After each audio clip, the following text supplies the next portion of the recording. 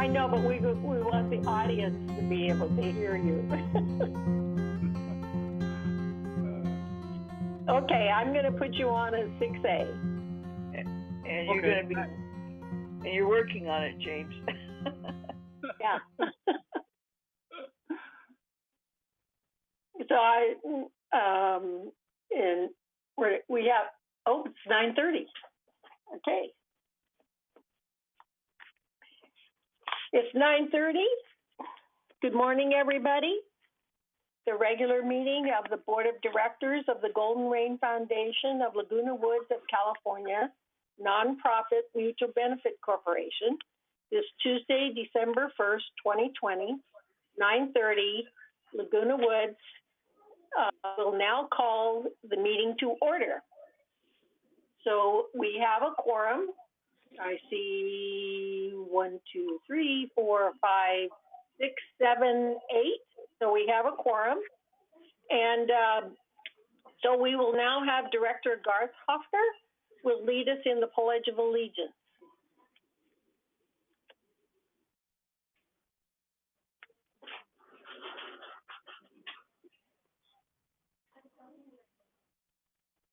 Right. I pledge allegiance to the flag of the United States of America and to the republic for which it stands, one nation under God, indivisible, with liberty and justice for all. Thank you.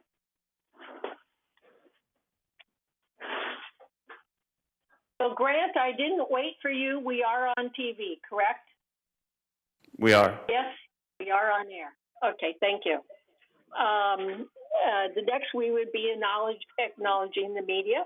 The next order of business is the approval of the agenda, including any adjustments to the consent calendar to be placed under unfinished business. Are there any changes to the agenda? Madam Chair. Joan? I want to add the VMS report for under 6A. VMS update. Okay. And I have some other changes that we should make, Right. and that would be to move 10B to 11A. So 10B is approve the resolution for Bank of America borrowing with updated list of officers. So that would be moved to 11A. And on 12D, I would like to add that it basically says code of conduct, and I want to add anti-harassment policy. So are there any other changes? I'll repeat that again. Under unfinished business, you've got approve the resolution of the bank. Right. 11B was harassment. That's 11. Yeah. And then 12D would be add anti-harassment policy, because we will look at two documents. Where'd that come from? Well, in the closed meeting, you'll see that Lori presented the anti-harassment policy, so we'll be reading it. You're moving it from closed to open? No, we are establishing an advisory committee to review those two documents. Thank you.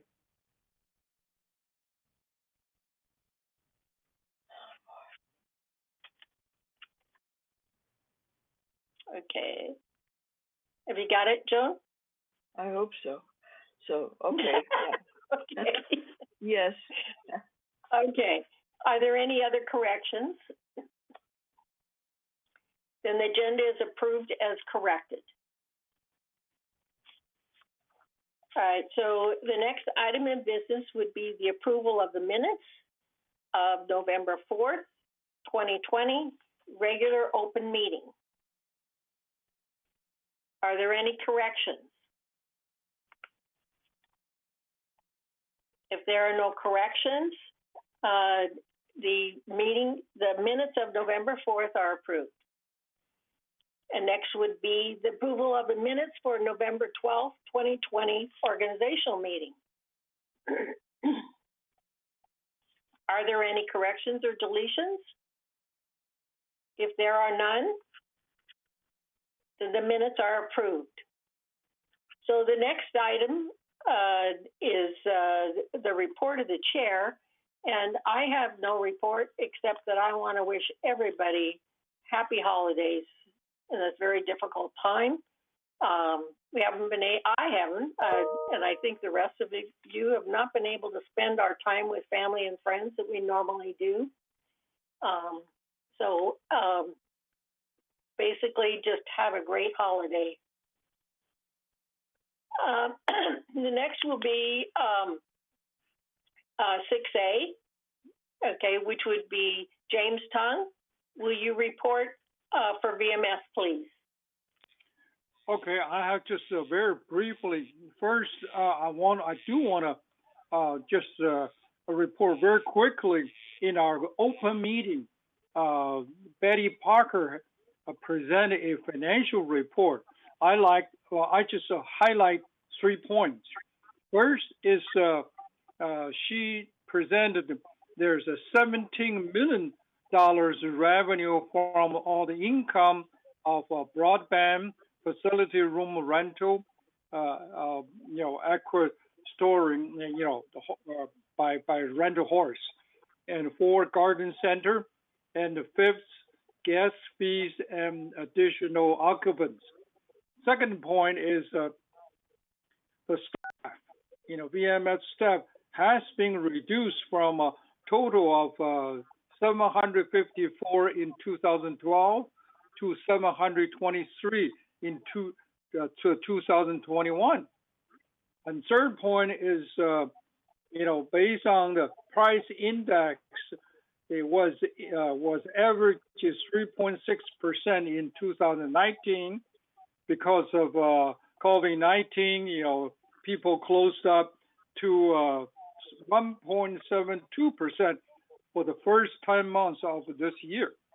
So that's for the open meeting briefly updates. The second part, I just want to remind everyone, the VMS, already finalized and actually using anti-harassment policy. And as also, Bonnie already indicated that all the board will form a working committee to continue working on this anti-harassment policy. Hopefully, eventually, everyone have the same policy. So that's all I have. Everybody have a happy holiday. Thank you. Thank you, James. And I'm looking forward to seeing that harassment policy. We have been working on it for a couple years now, and the collaboration, so that we can have one policy is something is a great goal. Let's put it that way. Okay, yeah, so the next. I have one last thing.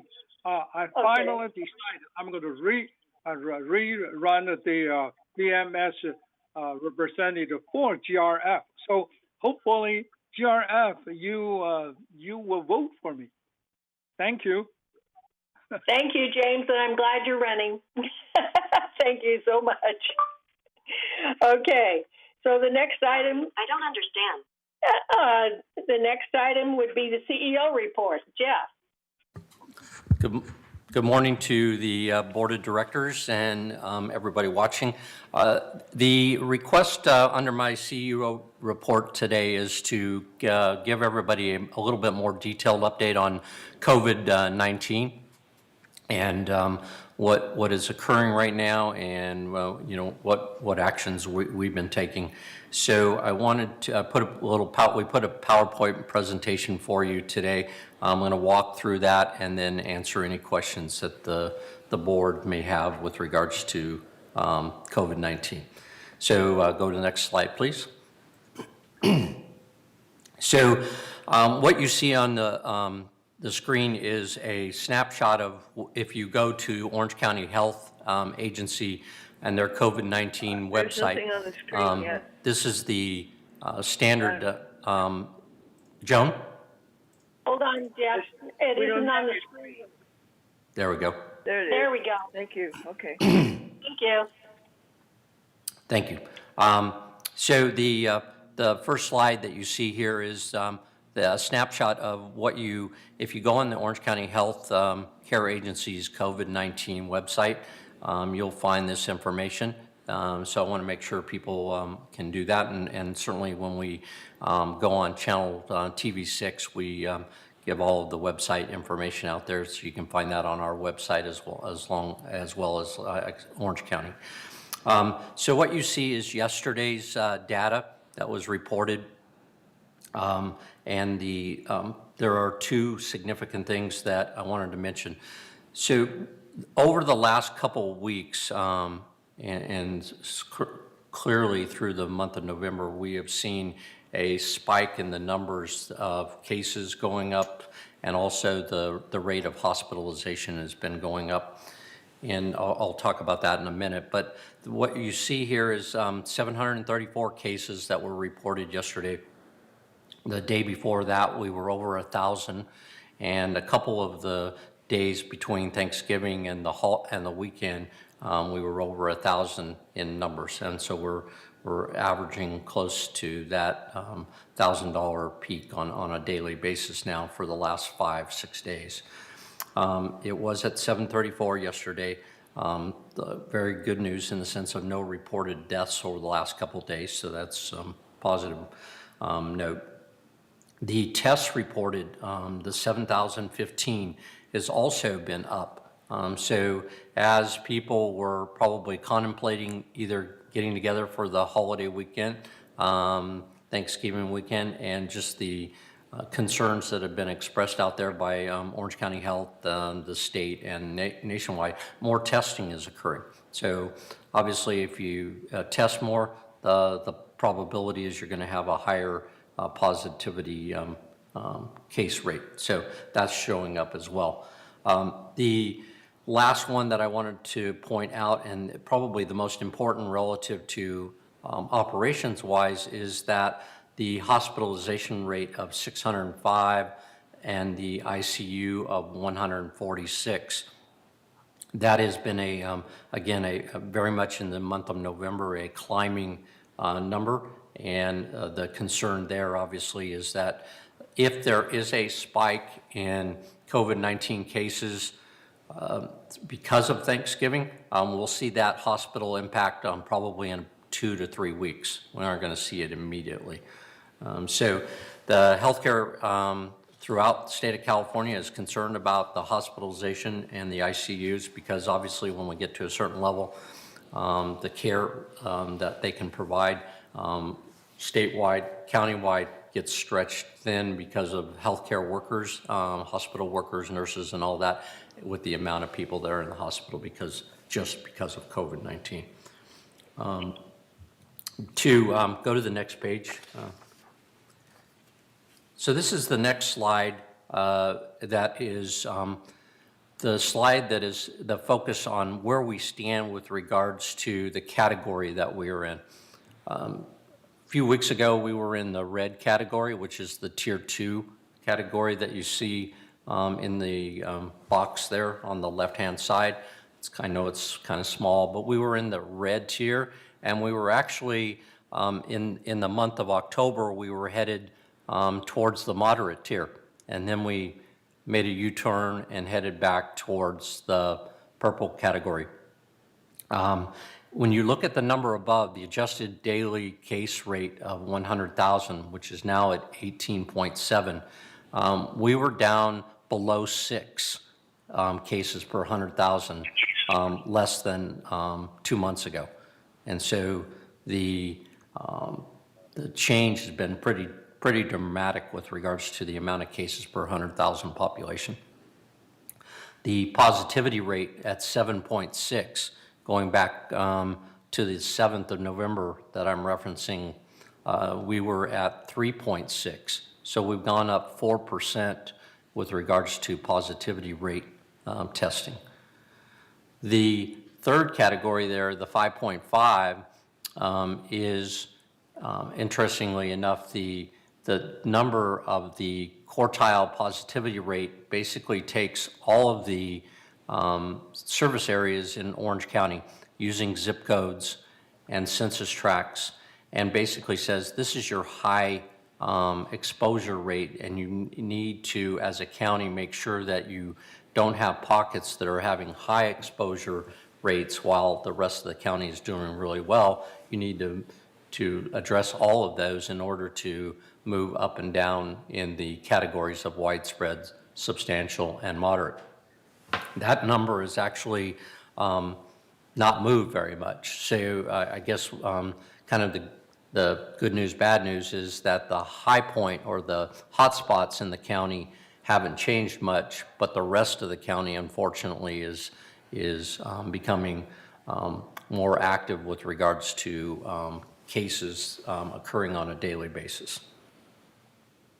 Next slide, please. Again, this slide shows you two important things here. The hospital patients, the 605 and the 146 that I mentioned. But really what's important is the factor of, on the right-hand side, that we now have ICU beds currently available is at 26%, and that's dropping. And the current ventilators available is 62%. That actually has stayed pretty consistent, so that's good news on that note. But the available beds continue to drop. We were up in the high 30s or 30% earlier this month. And then you can see the change in the 3-day average hospitalization patients, that's 17% growth. And then the chart below really just diagrams it for people to see how earlier we were doing pretty well at the beginning of November, and how we've seen a big jump up in the hospitalization rate going down to the end of November and into December 1st. The next slide, please. So background, in response to ongoing public health threats, COVID-19 disease outbreaks, and these are some of the timelines that I wanted to provide to you. So in June 2020, temporary COVID-19 rules adopted on an emergency basis. That was in the village here. And then in 2020, in July, we modified temporary COVID-19 rules were adopted on an emergency basis.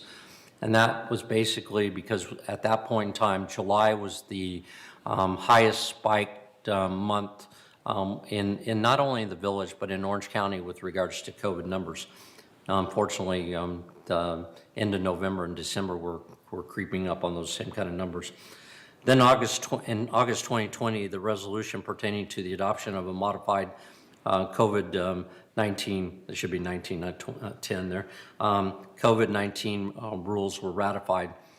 And then that was on a temporary basis. The emergency resolution only has a specific lifespan, and that emergency resolution expired on October 26, 2020.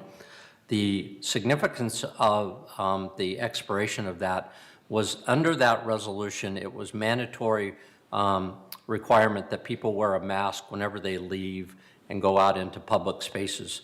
That requirement, and along with the potential of being cited and giving a warning and then citation if it were to continue to happen by individuals not wearing masks, those two elements have discontinued due to the fact that the modified temporary rules expired. We are now following specifically the guidelines from the state of California and Orange County Health with regards to the requirements of masks, which is that you have to be wearing a mask outside unless you can social distance. And that's probably the biggest change relative to that. We're not going through a citation process. However, if we are seeing individuals out there that are not socially distancing and are not following the state guidelines and the guidelines of the Orange County Health, we are notifying them and we are talking to them via our security department, make sure they're aware of that.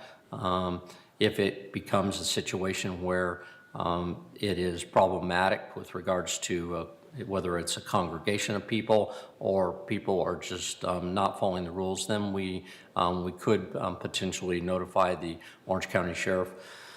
The Orange County Sheriff has indicated, though, that they do not want to get into the face mask policing.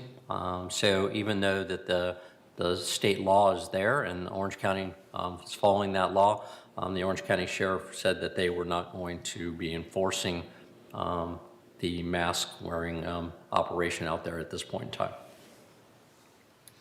The other thing I wanted to mention, going back to just some data real quick, was back in early November and back in October, that just going back 2 months, on October the 2nd, which is, like I said, 2 months ago, we were in Laguna Woods, again, for the residents, I want to make sure everybody understands, when we get data information for the city of Laguna Woods, which we are certainly a very high percentage of that, but we do have some facilities outside of our gates that are part of Laguna Woods.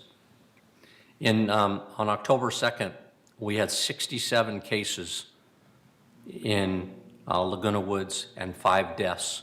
We are now over 104 cases 2 months later, and we're at 10 deaths. So we have doubled the deaths, and not 100%, but a very big jump from 67 to 104 number of cases in the city of Laguna Woods just in the last 2 months. So that is a very, very large jump, and something that we need to be recognized and continue to push the theory that people need to be very careful out there, wear their mask, social distance, and wash their hands a lot, and to keep safe out there. But those numbers also are reflected nationwide and statewide, which you probably have read or heard about in the state news. I'm going to go on to number 6, page 6 in the presentation. So this is the current status. The village is adhering to, as I indicated, the State of California Department of Public Health, which is CDPH, county, and other applicable public health guidelines relating to the component of emergency resolutions. Again, face coverings, recreation-sponsored events, outdoor gatherings and activities, indoor gatherings and activities, and limited stay-at-home order. These are all the parameters that the state has provided to us, and these are the ones that we are currently following. Next page. So with regards to face coverings, people in California are required to wear face coverings when in high-risk situations, any indoor public space, when waiting in lines anywhere, whether it's at a shopping thing or waiting in line for a service or transportation, when getting health care, obviously going to any kind of medical facility, on public transportation, paratransit, or when ride sharing. And that includes anything in the village with regards to our transportation program. At work, when near others or moving through common areas. So the requirement here at our facility is that individuals that work here are wearing their mask, and if they're moving around, that they have to wear their mask. And that same recommendation goes for all of our employees out there in the field, and all our field service employees and security employees as well. So that's everybody, including our gate ambassadors. Outdoors, if a 6-foot distance from others is not possible, then the requirement under the state law and following Orange County guidelines is that you must be wearing a mask if you cannot social distance. Employees and VMS contractors must wear face coverings during their operation, especially as I indicated. If they're in an office, closed office environment, where they're protected or not engaging with anybody else, then they can take that mask off. But if they're in engaging in an open area or walking down the halls or anything like that, same way with contractors out there, and we have that posted at our gate. So that people understand that that's a requirement coming into the facility. Next page. Recreation-sponsored events, adhering to COVID-19 industry guidelines and guidance for activities such as outdoor recreation, fitness centers, drive-in movies and entertainment. This is, again, based on the information that we get handed down by the state, based on mandatory requirements for face covering, social distancing, and hand hygiene, and more still obviously in place with regards to all of these activities. Next page. Following recently released CDPH guidelines for outdoor gatherings and activities, purple tier mandates. So now that we've gone into the purple tier, all gatherings must be held outside, so there's no indoor activities. Gatherings that include more than 3 households are prohibited. Keep household interactions stable over time to reduce the transmission. That's obviously guidance. Gatherings of no more than 3 households permitted in public park or outdoor spaces, and do not attend gatherings if sick or high-risk groups. And that's, again, a guidance and recommendation. On to the next one, the clubhouses and indoor activities. At this time, all gatherings must be held outside in the purple tier, and indoor activities remain closed. VMS continually monitors the state and county and other applicable health guidelines and guidances pertaining to clubhouse and indoor activities. And the next page mentions the limited stay-at-home order. Non-essential work and social gatherings are prohibited between 10 p.m. and 5 a.m. This is in the purple tier counties, and this went into place a couple of weeks ago. In effect from 10 p.m. November 21st to 5 a.m. December 21st, 2020. Do want to indicate that the governor has indicated in a press conference yesterday that if the numbers continue, that there is possibility that the stay-at-home order will expand. If that's possible, that stay-at-home order may be reflective of what we saw back in March, which would mean our operations would be impacted because we would be sending people home that are non-essential employees. So we're looking at that and monitoring that closely. The last couple things I wanted to mention was that we've been in contact with regards to the vaccine. So as you know, you've probably heard on TV that there in the news that there are a couple of vaccines that are going through their trying to get their emergency authorization for implementation and later this month to try to get the vaccine out there. That's very good news, obviously. The sooner we can get a vaccine out there, the better, from my perspective, obviously. The vaccine process is, and how it gets distributed is being handled in 2 manners. One, the ultimate guidelines for the distribution of the vaccine will be handled and is being handled by CDC, the Disease Control Center. They are the ones that have promulgated the original distribution guidelines with regards to the vaccine, who gets it first, what are the priorities. They have then passed those down to the state of California and now to the state of California down to Orange County. The County of Orange has formed a COVID-19 task force. If you are interested in finding out additional information about that task force, again, you go to the Orange County Healthcare Agency's website where you get the COVID-19 in their search engine. You can just put in task force and it'll come up. This task force is made up of a number of people in the medical field, senior organizations, police and fire, first responders, all of such with regards to how the vaccine will get distributed within the County of Orange. We have been in contact with the task force to make sure that 2 things. One, they're well aware of Laguna Woods and the fact that we are a 55 older community, but in fact, most of the people that live here are over 65, which puts us in that category of highest risk with regards to age population. And as such, we wanted to make sure that they're well aware us, and could we be in line for potentially seeing the vaccine come to Laguna Woods as soon as possible. So they have received that report from us. We also talked to one of the PIOs that's involved with that, and she reaffirmed that they're well aware of Laguna Woods and our scenario here, as well as Seal Beach, both in Orange County. Those two facilities are similar in nature with the population.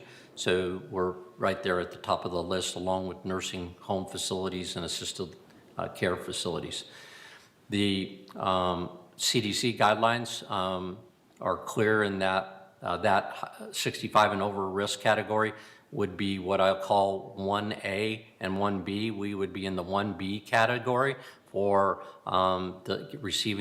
potentially receiving the vaccine.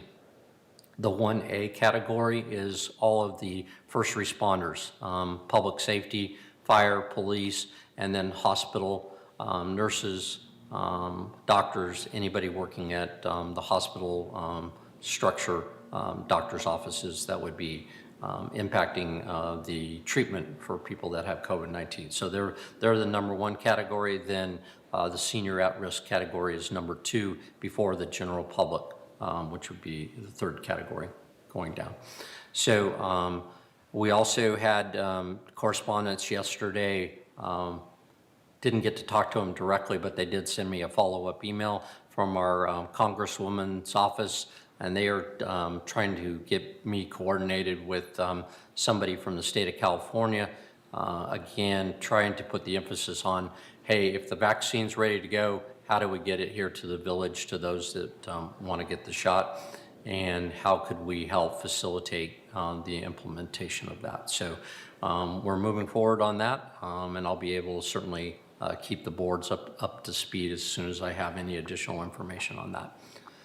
And that concludes my report on COVID-19, and I certainly, if there are questions by board members, I can look at the chat or look at hands being raised, and however you want to go, Bunny, on that, it would be up to you. Okay. Lynn? Thank you. Hi, Jeff. Nice to see you. I have a request. I don't think I'm alone on this. We have 105 cases in Laguna Woods, and I'm just looking at the report from the Orange County Health Agency of the current status of where we are at 105 cases. In comparison to previous years, at this time of year, they're claiming that 10 of those cases are COVID-related and the others are not. I'm not sure, because we're in a higher risk community at large. The number of people who normally, under the normal set of circumstances, would pass away compared to the conditions under COVID. One of the things I would like to know, because of the report that you've given us, the data being in the Orange County Health Care Agency, 15,153 cases are reported right now just in the city of Santa Ana. But we're looking at our surrounding area, the cities that we're affected by. I'm looking at, for instance, Aliso Viejo at 622 cases, Irvine at 2,732 cases, Laguna Niguel at 709. We probably would be more efficient and active for the residents to let them know the impact of our immediate area, that it facilitates the hospitals and where are our hospitals serving our community in terms of their capacity. I think we need to add that to information to our residents. It's more applicable. Question, can you have that happen? Can you give us a report on that? Sure. We can add that to any report. We can take a geographic 5-mile radius or 10-mile radius, however we would like to look at that, and I can report on the cities that are in that radius. And that's going back to your point, when you look at that, that one page where it was talking about the 5.5, which is really looking at the hotspots of Orange County, because what we clearly saw was the hotspots for a long period of time were in Santa Ana and Anaheim and Westminster. And that's really due in all probability due to the fact that the density is just much higher in those neighborhoods. And so the higher the density, the propensity to be higher in the COVID cases, unfortunately. And certainly South Orange County, except for what's really interesting, they don't have an explanation. They had a couple of hot spots in San Clemente and in San Juan Capistrano, and they're not high density populated areas either. But because of what Lynn you're referencing is we have a lower density, therefore we have had a history of a lower caseload, positive caseload. The reason I'm asking for it is we really probably need to let the residents know what the hospitals are suffering and what the likelihood of a resident being able to get treatment if they should contract the disease. That's probably what people want to know. Do they have the capacity in our immediate area? And I'll be able to give an additional report. I do know that when we were in July, I'll use that just as anecdotal, that the hospitals actually will take patients from other parts of the county, though, when the hospitals get impacted. So they spread, unfortunately, I'll call it spread the wealth around. It's not just isolated to, so they're handling COVID cases on a basis of the hospitalizations. They have the capability of handling it in Anaheim and Santa Ana, Hoag Hospital, for instance, down in Newport. Those are getting cases. In fact, one of the things that we found out was that they were actually bringing cases in from Imperial County because Imperial County didn't have enough hospital. So I'll have to see if they can break that out for me a little bit so that we have an understanding of how many beds are capable of being able to handle and what their capacity is at this point in time. But I'll get that update. I just think we need to know what their capacity is for our immediate area. Thank you very much. Okay, Bert?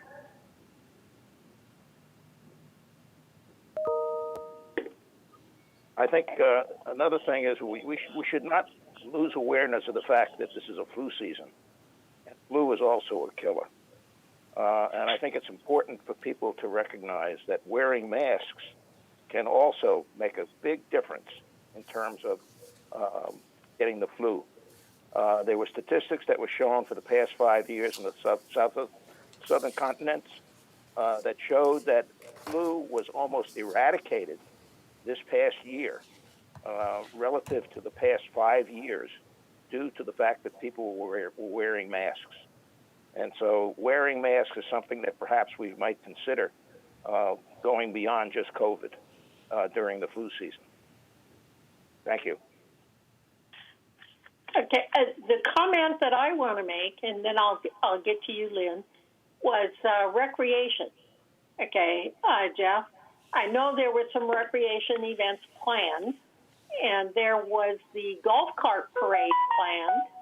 So my question is, so the audience knows, are these things going to be canceled at this point in time? So with regards to the good question, Bunny, regarding the golf cart parade, at this point in time, that still is on. With regards to other activities, we have communicated with Lori, and I think today, as part of the closed session report, because I haven't actually seen anything from Lori this morning, she was going to give an update to me with regards to what she was seeing with regards to the state mandates and our issue of gatherings, whether we were under the guidelines of gatherings in public places, private places. It's getting more concentrated that gatherings, outside gatherings even, are prohibited. So we are trying to get clarification from and get an interpretation from her, as well as what we have from the state, to make sure we're all on the same page.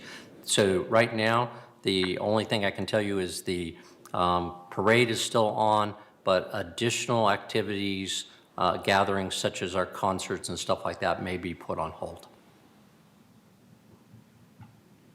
Okay, thank you. Lynn, you have another question? One more, Jeff. How about giving the residents the information about wearing masks? Because we're finding, at least I am, some of the people in the neighborhood are wearing the same mask day after day after day. And I discussed this with my own physician. I think we need to put a policy together advising them the frequency of changing their masks on a daily basis for their own protection. We're not really feeding them that information so they understand you can't use the same one day after day. I was just wondering if you would address that. It's a very good point, Lynn. You know, to anybody listening, obviously there are specific guidelines with regards to, you know, washing cloths, masks, not wearing them over and over and over, as you indicated, or the disposable ones. We have been pretty consistent with regards to getting in our email blast that goes out on Friday, updates with regards to the mask wearing and guidelines. So we'll continue to do that and get that out to an email blast to our community. And on TV6, certainly I'm talk about it on Mondays and Fridays. So we'll continue to do that and provide that information to the public here. Thank you. Madam Chair, Joan. you might also put it in the Globe. Maybe we need a box in the Globe, because a lot of people do read that. Just consider. Thank you. It's a good suggestion. And possibly the blast also, the blast and the Globe? Yeah. Yeah. Okay. It is in the blast. It is already? Okay, great. Any other questions? No more questions? Jeff, I'm a parent. Okay, get your words together, buddy. If you're finished, is Siobahn going to report on anything? I think Siobhan's got some more information, yes. Okay, thank you. Honorable President, members of the board, I just have a few updates for you this morning. I wanted to remind everyone that the next bulky item pickup is Saturday, December 19th. If you have some bulky items disposed of before the holidays, this would be a good opportunity for you. If you do want to participate on December 19th, place your bulky items near your trash enclosure or in the same location you place your trash bins. Items can be set out the night before or no later than 7 a.m. on collection day. Please notify resident services prior to setting out your bulky items, and you can call resident services at 949-597-4600. As Jeff mentioned, the holiday golf cart parade is still on, and it's scheduled to take place this Saturday, December 5th at 2 p.m. in the Clubhouse 1 parking lot. Recreation and Special Events invites residents to bedeck their golf carts in holiday splendor, participate in a parade throughout the village to spread cheer. And resident spectators are encouraged to deck their homes, lawns, windows, and balconies in seasonal spirit. Spectators will be treated to a parade featuring servicemen and women, Santa, and additional entertainment. Golf cart parade participants may register now through Friday on ActiveNet or by calling Recreation at 949-597-4273. The Transportation Department wants to share its holiday schedule with riders in advance so they can plan accordingly. On Christmas Eve, there will be no fixed route service. Plan a Ride, however, will be available to all residents between the hours of 8 a.m. and 4 p.m. And residents should call transportation at 949-597-4659 to make Christmas Eve reservations. On New Year's Eve, regular bus service will take place, and on Christmas Day and New Year's Day, there will be no transportation services. Our village golf operations are excited to announce that in 2020, to better serve community golfers, tee time reservations will be made online. New software will replace current phone reservation system. This will decrease time that players spend scheduling reservations and make our golf operations more efficient. In coming weeks, watch for future emails with specific instructions and a link to the new online system. And lastly, I want to provide an update on the 2020 census. The City of Laguna Woods had a self-response rate of 81.6%. This compares to the 67% national self-response rate and the 69% state self-response rate. These figures do not include responses provided directly to census workers, so the city's self-response rate will go up from the 1.6%. So that's a great participation rate. The Census Bureau is required by statute to provide information on the accounts to the president no later than December 31st. The recent update indicates the Bureau is working hard to make that deadline. And the City of Laguna Woods advises us they do not expect to receive local numbers until sometime in 2021. But again, want to thank all of our residents for participating in this critical endeavor. And that concludes my update this morning. Thank you. And that is the conclusion of the, okay, Bert, you have a question?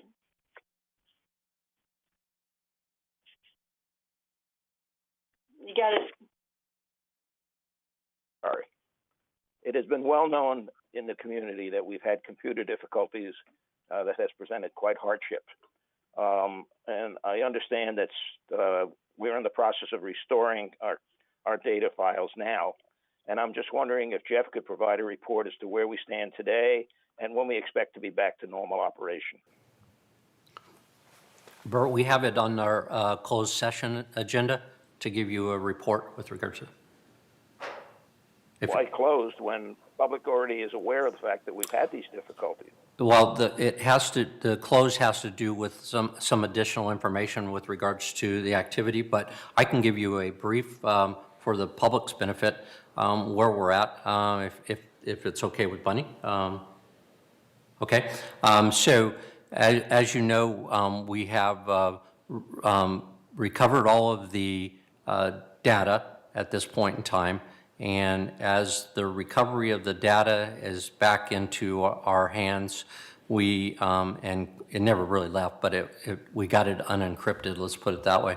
Once that unencryption occurred, then we have gone through the process of bringing back all of our servers and our PCs back online so that we can facilitate that data going back into the hands of the departments that need it and use it. That process has been very, very tedious, and because we needed to basically scrub all of our PCs and wipe them clean, wipe our servers clean to make sure that there wasn't any additional malware out there that we might run into. So that process is ongoing. So once the basic data was there to then transfer back into the departments, we have been doing that on an incremental base to get stellar and our key factors that are operationally critical back into full operations. We're not there yet.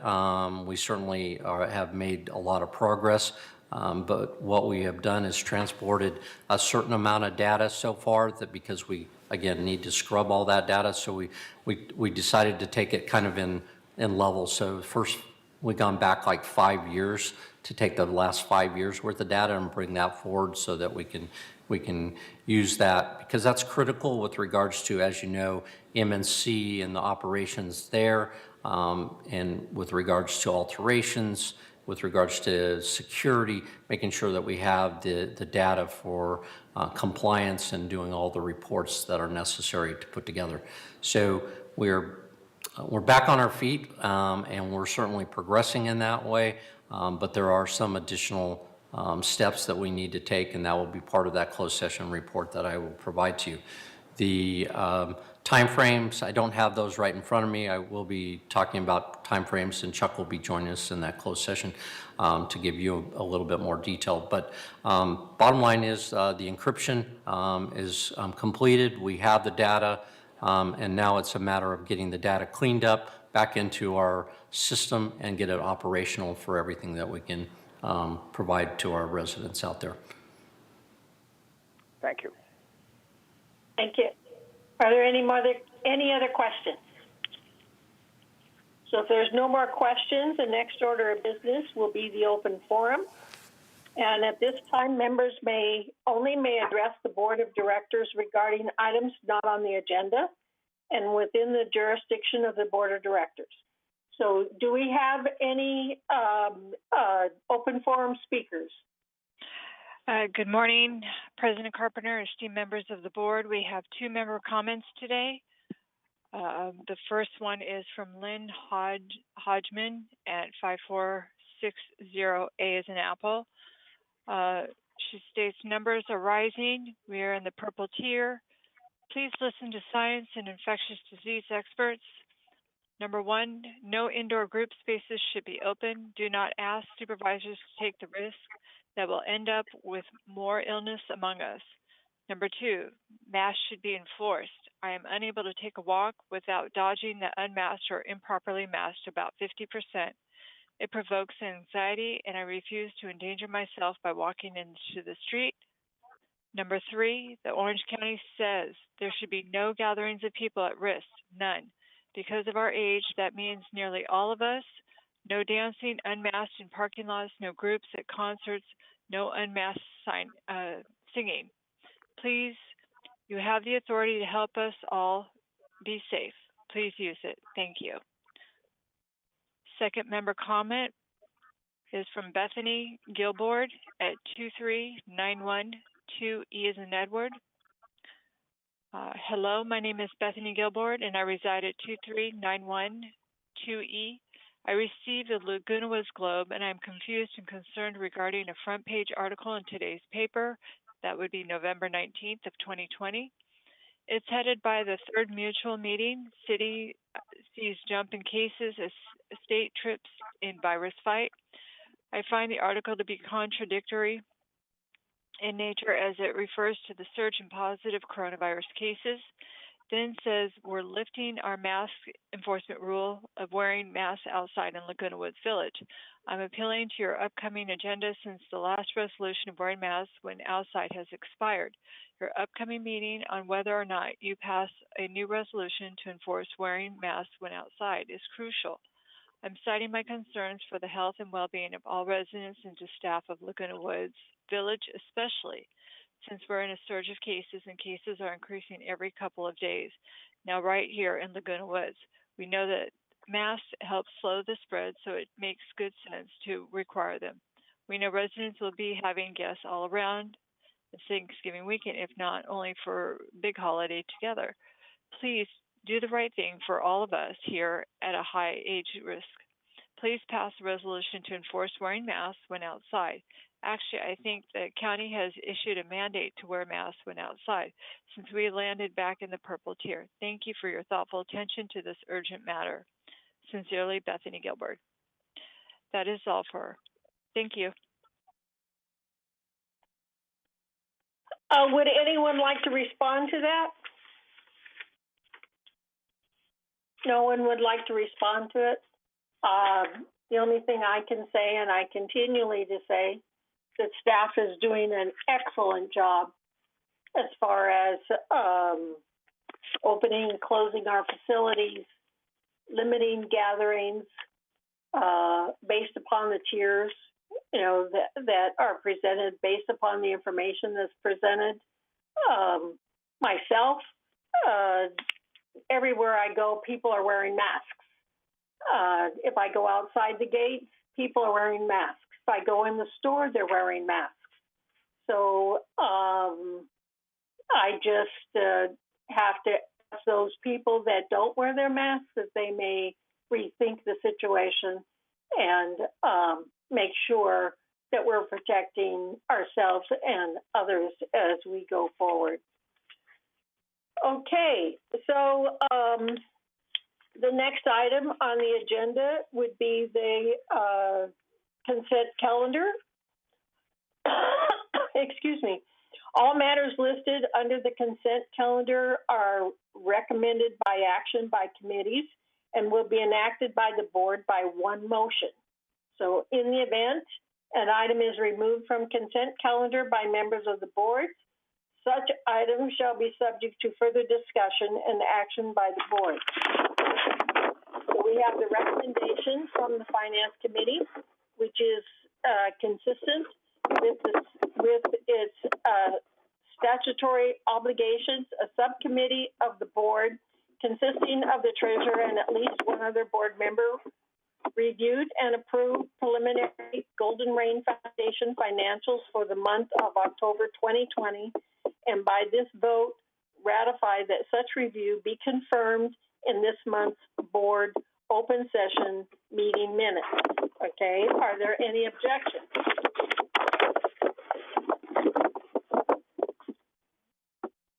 There's, okay, Lynn? Since I was not on the board, I'd like to abstain from this one personally because I don't know anything about it. So I hope that's okay from voting. That's fine. Okay, but if there are no objections, okay, the consent calendar is approved. So the next item of unfinished business will be the approval of the resolution for Bank of America borrowing with updated list of officers. Director Milliman, will you please read the resolution?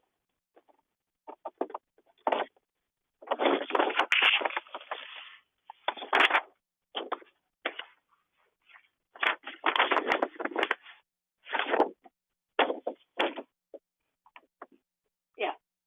Want to hear it? Joan?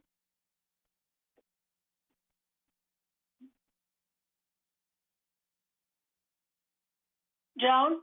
Okay, Yes, I'm great. here. Okay, got it. Resolution 1920XX. Whereas the Golden Rain Foundation maintains a letter of credit with the Bank of America in an amount sufficient to meet collateral requirements for the workers' compensation insurance policy.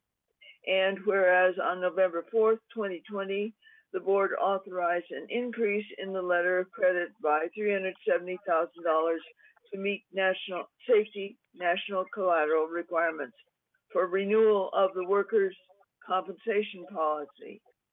And whereas the underlying borrowing resolution with Bank of America requires periodic updates when board officers change.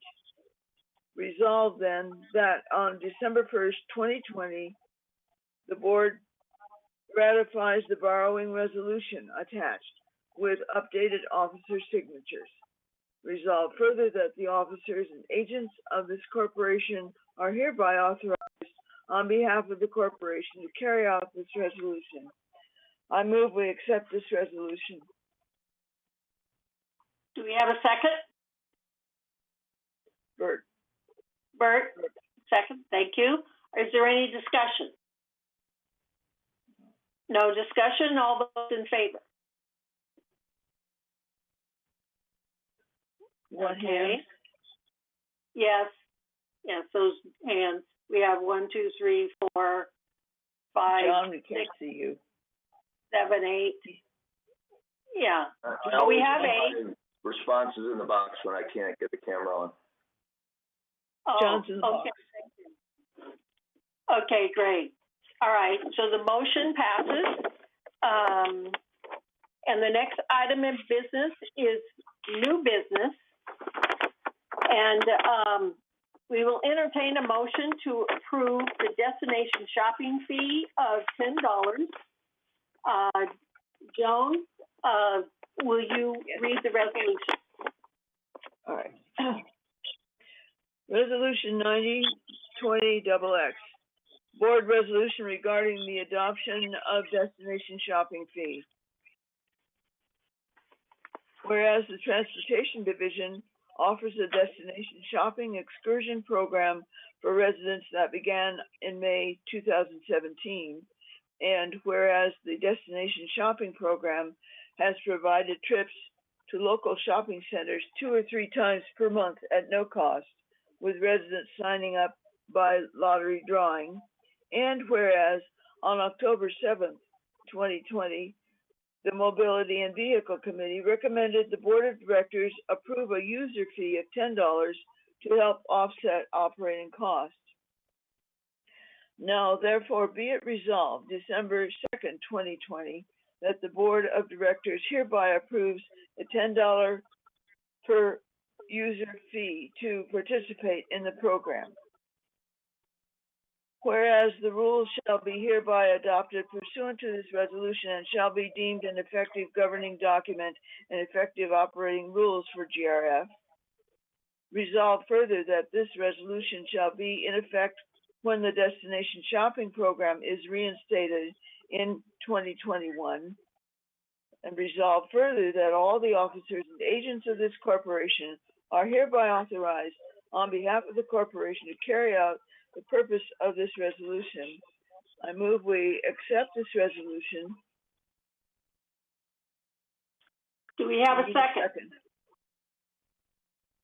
We have a Don- second? Okay. Don Tibbet, second. Madam Chair, I need to speak. Okay. Speak, Joan. I move we amend this resolution to delete the paragraph that begins under now therefore, the one that starts whereas the rules shall be adopted pursuant and so on. That whole paragraph is actually a repeat of the last paragraph. The last paragraph is standard and says everybody's going to comply. This one says the same thing. I move we amend it to take that paragraph out, the whereas. Okay, it's only the second whereas. The rules shall hereby adopted pursuant to resolution. Is that the way? Yes. And I need a second. Okay. Do we have a second? Yvonne seconds. Yvonne? Okay. All right. Is there any other discussion? All those in favor of the amended resolution? No, you have to vote on the amendment. Sorry. Point of order, Madam Chair. Okay. We have to vote on the amendment to take this out, just whether or not you agree to do that. Okay. So all those in favor of the amendment? Okay. So the amendment passes. So now I have to vote on the original. Is that correct? On the amended original. Yes. Okay. So all those in favor of the amended original?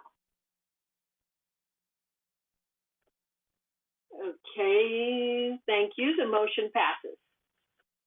So my question to Chris, when do we think we will be able to start up this program again? That'll depend on the state requirements, as Jeff went over with the COVID-19, whatever it's deemed safe for the community based on those California regulations. We'll make that call at that time. Okay, thank you. So we're actually looking till next year sometime, maybe even March, we'll be able to take advantage of it. And I understand it's a very popular program.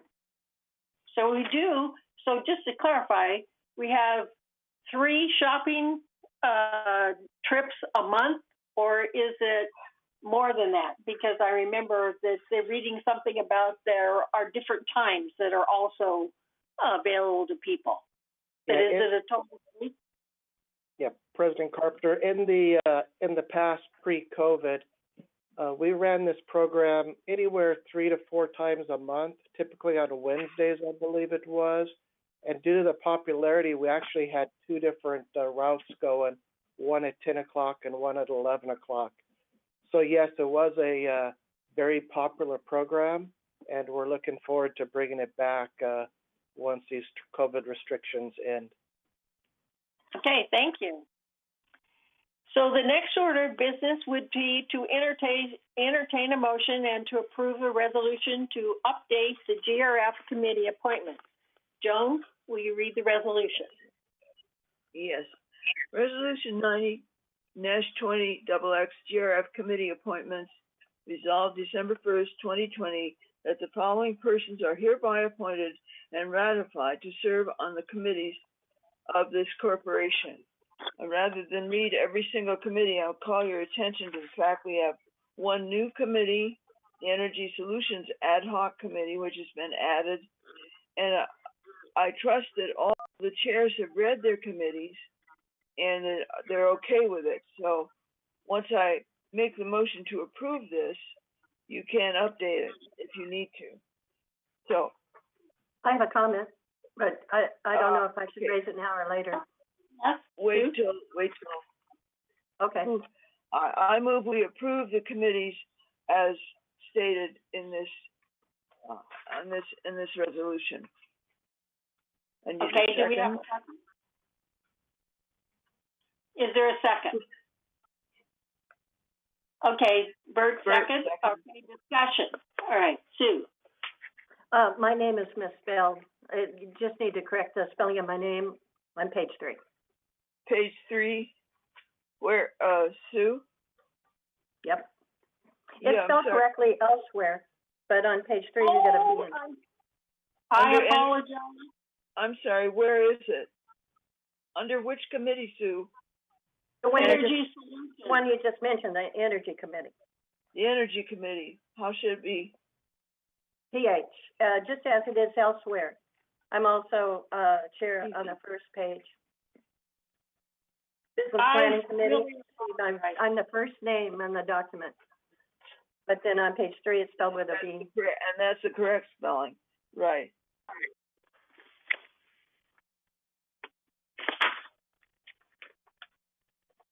Are there any other corrections? So if there's no other corrections, all those in favor of approving the corrected resolution?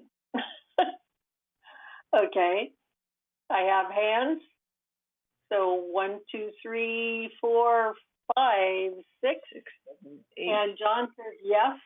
So, so the motion passes. Thank you so much. All right. So the next item is to approve the formation of the Energy Solutions Ad Hoc Committee and the mission statement. So do I hear a motion? I'd like a motion to approve. I'll move. Okay, thank you. A second? Do we have a second? And Bert? Any, I'm sorry, who moved? Director Stevens.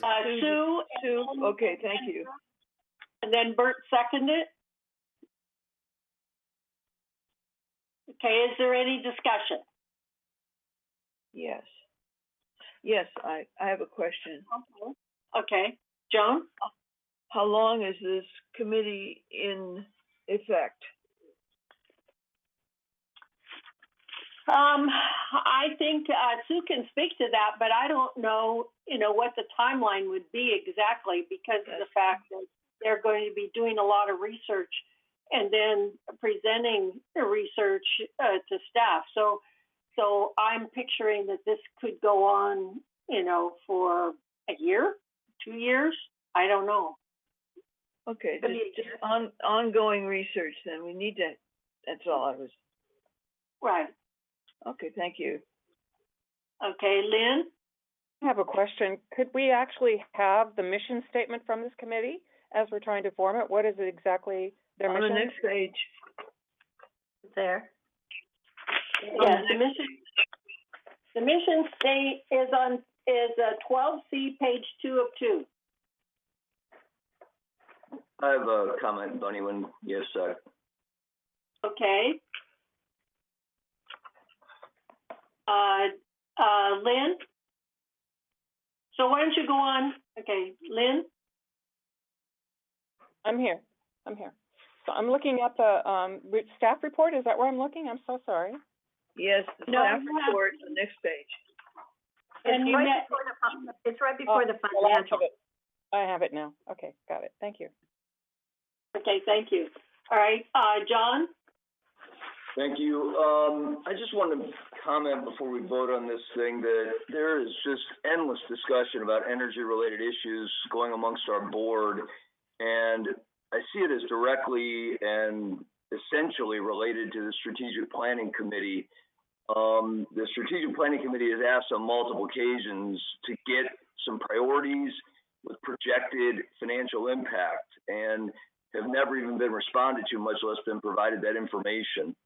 So if this committee is approved, I would just ask that that be made the highest priority, that rather than, because I've looked carefully at our financial statements, and if we eliminate all our energy costs, it doesn't even rival what we spent on an insurance increase this year. So I think there's other reasons to have energy discussions. There's laws and efficiencies and safety, and I'm an absolute supporter of it. But if we're going to have a strategic planning committee that's going to be effective, we need to coordinate those data and information to make sure we have it prioritized properly. And I just feel like we're off to a bad start on it. So I'd like to at least put that in front of our board that we get that information quickly if this committee is started. Thanks. Okay, Bert?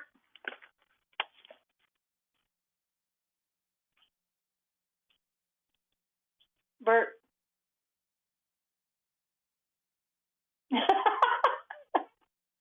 Can't hear Unmute, you. Bert.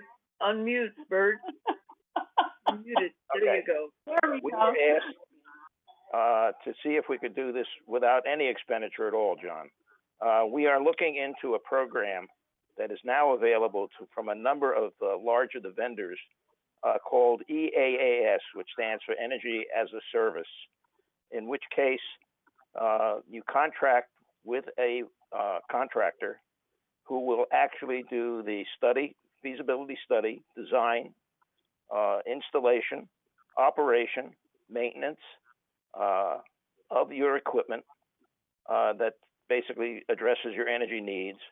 And in return, you pay them on the basis of kilowatt hours with an assurance that the cost of these kilowatt hours will be less than what you're paying your current utility rates. Okay. Well, I appreciate that information. I assume that would all come out of a meeting, but obviously as a financial person, I'd love to know the financial impact of that program if it's successful.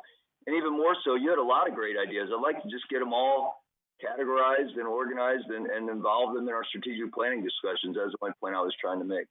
Right. Okay. Thank you. Okay, next, Jim Hopkins, and then Joan.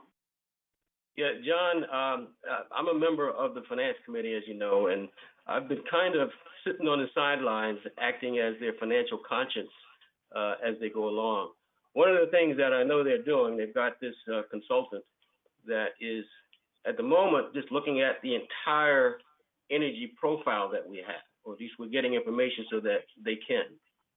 From that perspective, we will look at all options, not just the options, the preferred options of various people on the committee, but what best suits our needs, given our financial status, as well as our energy needs, and categorizing and actually prioritizing those needs. So I think it's still very, very open, but be aware that I'm kind of acting as the financial conscience for that committee.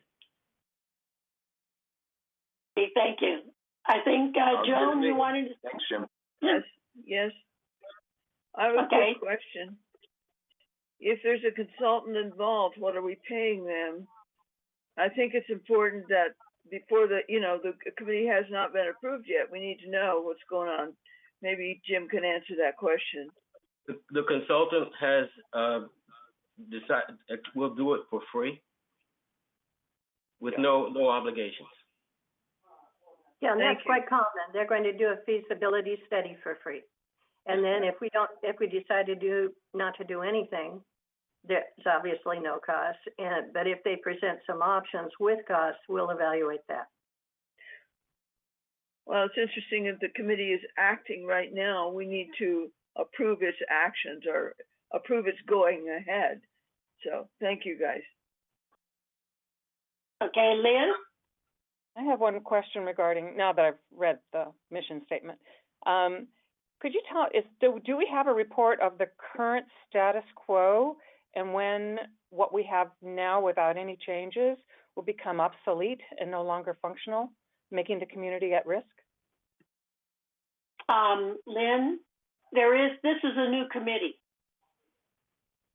I realize that, but I'm wondering, has there been a study done of where we are today and then what this augmentation program will present to us for showing to the residents how important it is where we are today and where we will be in the future? Has that been done? Okay, Bert?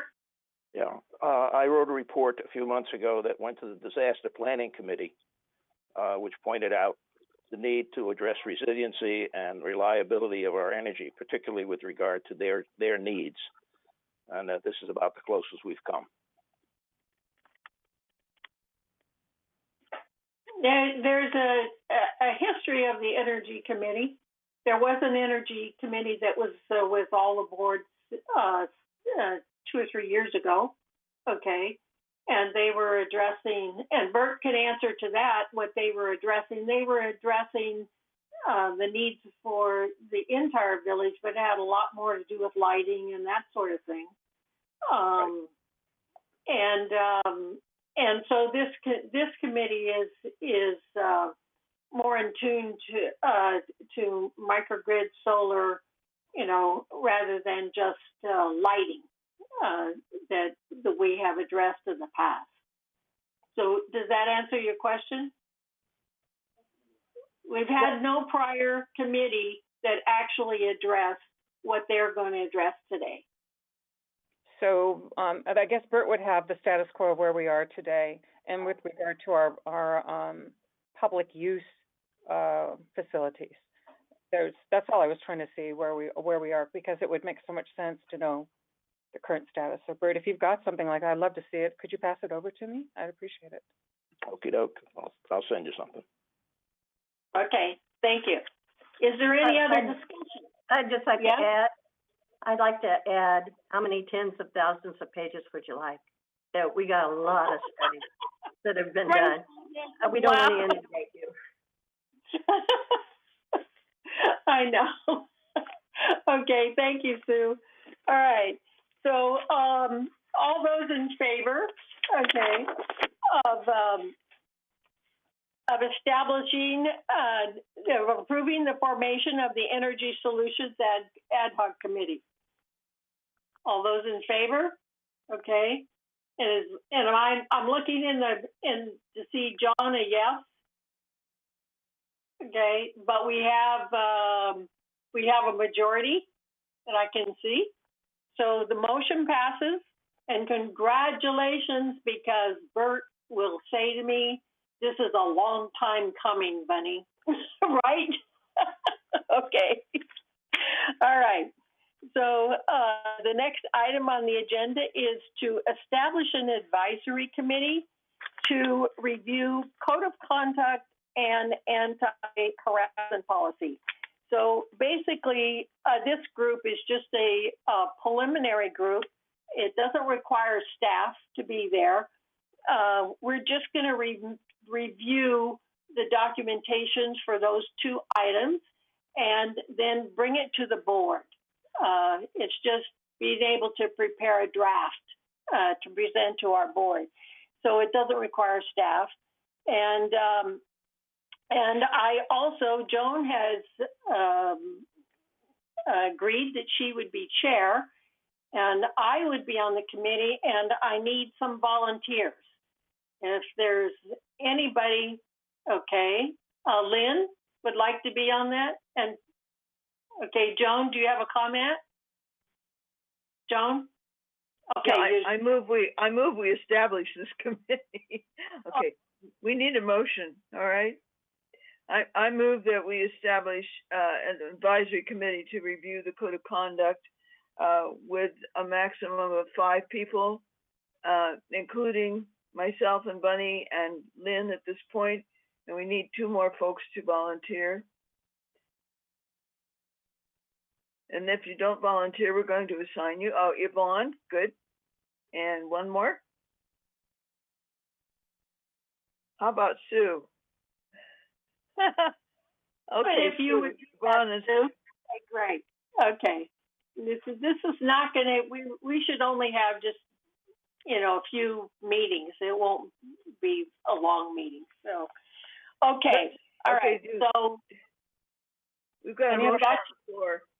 Before you take it to the floor, could I ask that the review of the code of conduct and anti-harassment, is it applicable to the residential community or to the staff at VMS, or who is it applying to? We're talking about code of conduct, not harassment yet.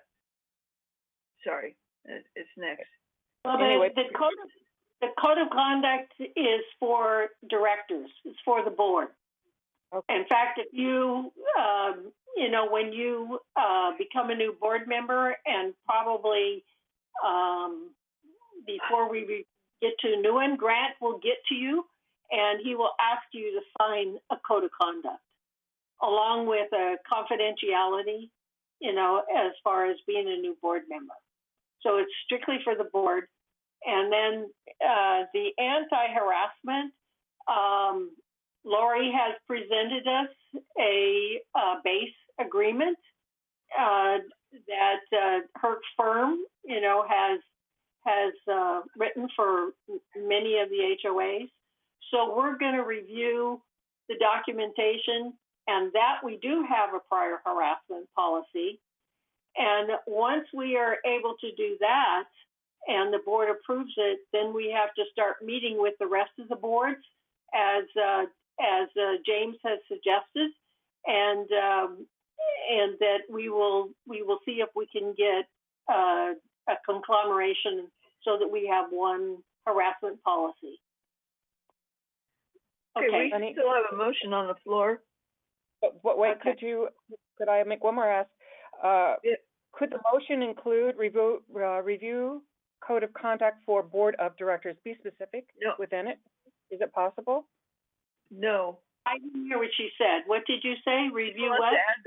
She wants to put harassment in with the code of conduct, and I don't think it's appropriate. No, I did not say that. One more time. I apologize. You misunderstood me. I'm saying, can we add to the motion that the advisory committee that the code of conduct is specifically to the board of directors and not to anything else, just specifically where the code of conduct applies. That's all I'm asking. That's a friendly motion, yes, of course. Code of conduct for the GRF board. Okay, thank you. All right. So we have a motion on the floor, and we have a second. Is there any more discussion? If there's no more discussion, all those in favor? Okay. I can see the motion passes, and thank you. All right, so my question is, does anybody need a break? If they don't, we will continue.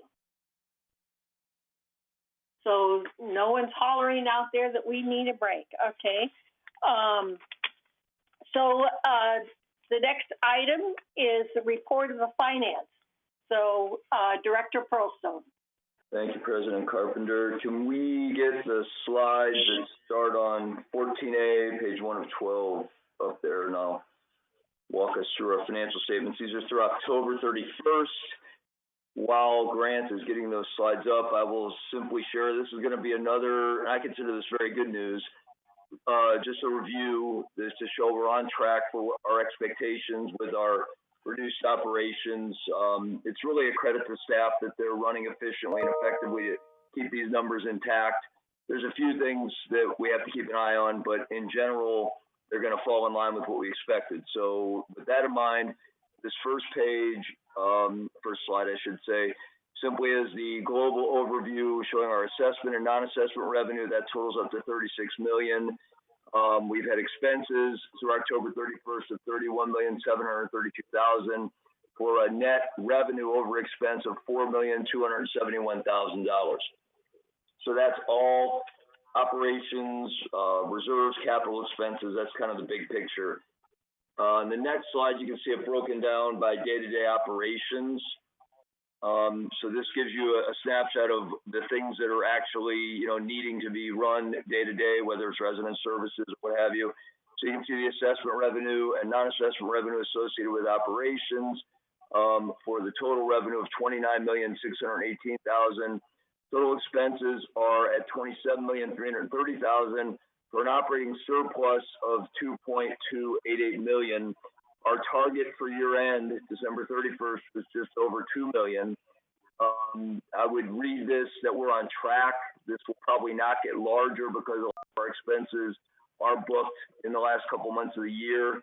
I don't know how much that'll be applicable to operations, but just to be conservative, we'll take it as good news that we're on track. And if it ends up better, that's great because those are funds that we need.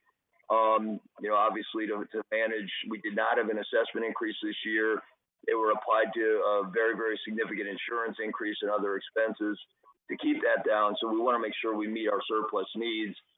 And that the residents could feel good about that, because even though they didn't get access to as many services as they would like, at least the money is being conservatively managed and well used to keep costs down moving forward. So we can move on to slide 3. And this is, I think, the first snapshot to kind of show where we are versus where we hope we'd be.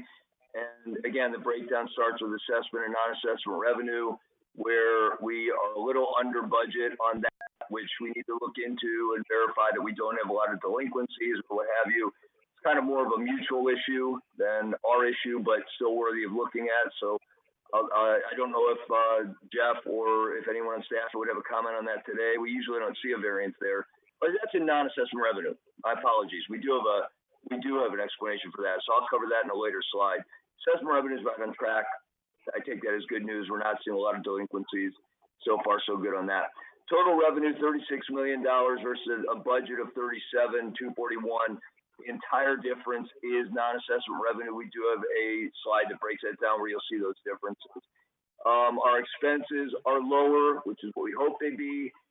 It's not safe to assume that they would have been for sure. Who knew what kind of additional expenses we'd be facing with COVID? So again, I consider it a plus and another credit to staff that it was managed well.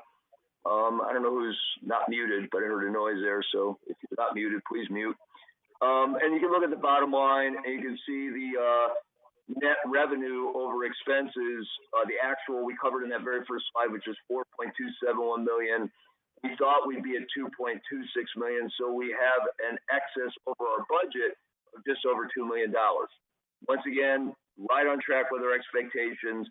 Hopefully there were no major surprises and we'll be close to that at year end, because that was incorporated into next year's budget thought and planning. So, and I will be open to any questions anyone has at the end of this, but it is very similar to the prior 3 or 4 months report. So if they made sense, then just know that we're still seeing things flowing according to plan. The next slide does walk through some of those budget variances. I won't highlight too much here because there's a better slide that does the same thing with well, no, this is probably the best one to do, so I take that back. So you can see that most of our variances in employee compensation and related expenses, over $2 million to the positive. Again, because of furloughs, because of things we could not provide, and good adjustments by staff to manage costs for compensation and related expenses. We continue to do well on our investments. We have a significant gain for the year with a very, very, very, very safe portfolio. We saw no downside in the market crash. And we're constantly evaluating that, but so far so great with that program. And then you can see the other variances to the positive: operating expenses, outside services, materials and supplies. And then taking a look at the orange on the slide, which shows where we're not up to budget, the highlights I would point to you that I think are very meaningful and things that our board can have influence on. Trust facilities fees were well under what we anticipated, and you could blame that on COVID because, real estate agents can't do as many home sales tours and we don't have as many purchases, but that doesn't really fully explain the story. We have a significant slowdown in alterations and permits, and there are a number of homes. I was told as many as 140 in escrow, and each of those translates to a trust facility fee. So I've been in discussions with Third Mutual and United about trying to get with staff to find the way to break the logjam. And I know that the slowdown with our computer system influenced it, but it's a high priority. That's money we absolutely rely upon for our capital expenditures. So the board should be aware of that, and we hope staff will update us with the strategies we need to get those all up to speed.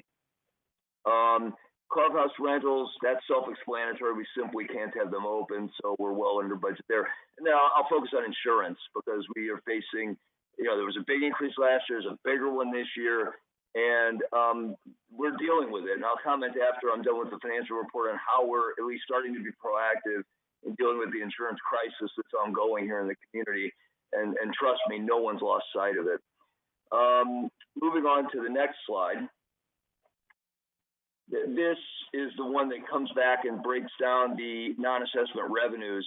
And again, it doesn't specify which ones are under budget, but I think it's fairly, we covered some of it on the prior slide. So trust facilities fees account for 26% of our total non-assessment revenue. They're well under budget. So now you remember that number from a couple slides ago that said we were under budget on some revenues. This gives you an idea of how it's split up. You know, broadband services is on target or even a little ahead on revenue, but we're down on golf, we're down on trust facilities fees, we're down on clubhouse rentals, miscellaneous revenues. You know, it's not so much that it's a crisis because it's just being offset by expenses we're not paying. But it's still something that we love to manage and get as much revenue as we can where it's appropriate. Example being trust facilities fees that I mentioned. So I'll give you a second to look over that. You can just see how non-assessment revenues are split out. And we can then turn to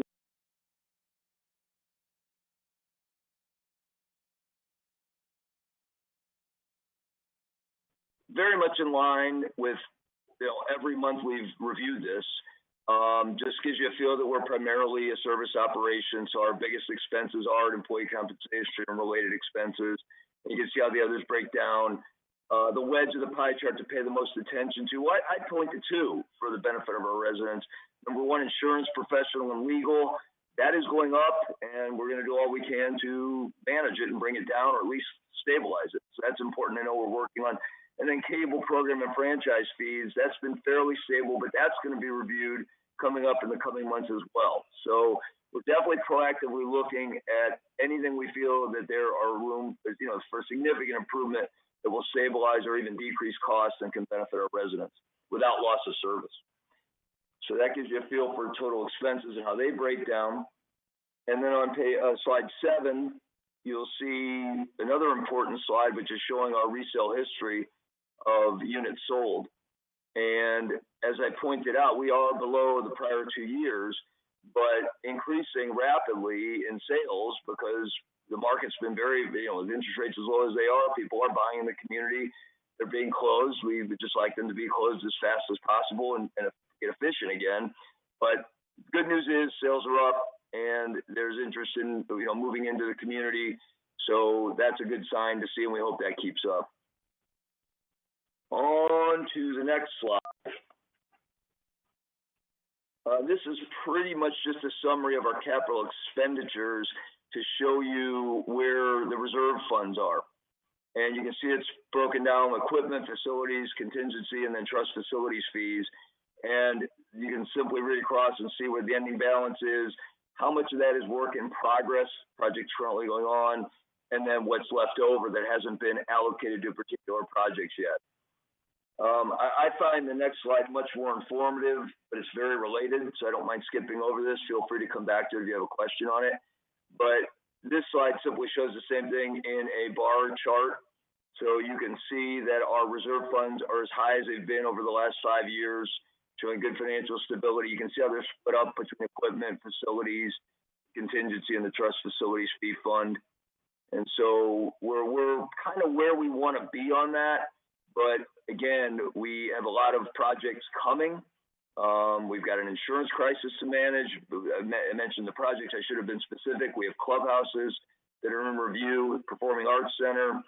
So this fund is very important to make sure that we meet our objectives and grow it if at all possible. And so this year has been solid for that. On the next slide, I got one more to go here, don't I? Yeah, you can see a breakdown of what sort of things are going on in the fund balances. And you can kind of look for the highest numbers and see where most of the dollars are allocated, mostly clubhouses.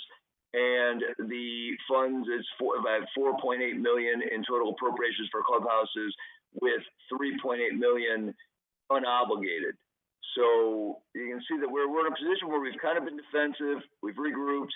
I think, you know, before I joined the board, the prior board did an excellent job of sheltering some funds to relook at as things stabilize. That was pre-COVID even, just to try to get a good vision and establish a strategic planning committee to help do that. So a lot of good moves to hopefully manage our finances in a really positive way moving forward. So you can see those different appropriations as you look down. We've made virtually no new appropriations for the last several months for obvious reasons, COVID, and the fact we're trying to get a strategic plan that makes sense for such appropriations. And that concludes the general financial report. There's not any, that's the last slide, right, Grant? It's the last one I have. But I want to make a couple other comments I think are important that tie into the agenda anyway. And the primary one is that while there's not much we can be doing to really manage finances today versus our budget, except be conservative, it's a credit to the boards in total. We've established an insurance committee that's meeting this week to aggressively begin to study what our options are for insurance, not just property insurance where we have been handed a multi-million-dollar crisis, but all lines of insurance, understand where we have holes in coverage, really do a good thorough review and hopefully get this managed and under control. Find the right consultants if consultants are needed, ask the right questions, get good answers, we hope. And that all begins this week. So that's a big step for progress that, may not seem like much right now, but hopefully turns into significant dollar savings and stability and ideally better coverage in the foreseeable future, let's say the next 12 months if we have our way with it. Should I go ahead and move into the other two reports, Bunny, because they're both mine, the strategic planning and the CAC? Okay. Strategic planning. I just kind of gave you the update for strategic planning because I feel strongly that there's not a lot to talk about in strategic planning until we stabilize what's going on with our existing finances. And we had our first meeting. All the boards have been asked to go and establish their priorities. I'm anxious and excited to get another meeting going and start to put together a global strategy that we can start to piece together. So we have a vision for 1 year, 5 years, 10 years, 30 years. We need it. There's no question about it. But when there's fires burning in multiple directions, it doesn't make sense to, go back and look at blueprints. We have to deal with some of the fires. So I'm hoping to see a meeting in December. That would be ideal. But if not, it'll go into January. And it's being watched in the context of, quick example, I'm meeting with folks from Rossmore tomorrow to understand their strategic planning process and get some guidance on some pitfalls and proactive, positive things we could do in our process. So we're doing some planning work on it. I just don't know how much we'll have to report for the next 30 to 60 days, but I'm anxious to bring that to the board. With regard to the CAC committee, we did not have a meeting last month because things were running quite well. We were in the red level looking to go to the orange level, as Jeff pointed out. All of a sudden, things turned. And I've talked extensively. I see Brian's on this meeting, Brian Gruner, the head of recreation. And we've talked extensively. The idea was to maintain as many things as the guidelines would allow for our residents, phase in new opportunities when possible. But because of the change, we felt that it was best to, kind of just keep things going and watch them very closely. So I think things are going extremely well with almost every activity that's being offered, whether it's a fitness center, or some of the classes that are now being offered, pickleball, whatever. They see, everybody seems very pleased with them. I think they're well managed. They appear to be well supervised. The only other thing I want to mention to the board that I don't know how many of you are aware of, I only recently became aware of it, is that there is a group of residents that is actively communicating with our staff. They're called the Village Voices, at least that's my understanding of their name. And they bring a laundry list of questions, concerns, demands, requests,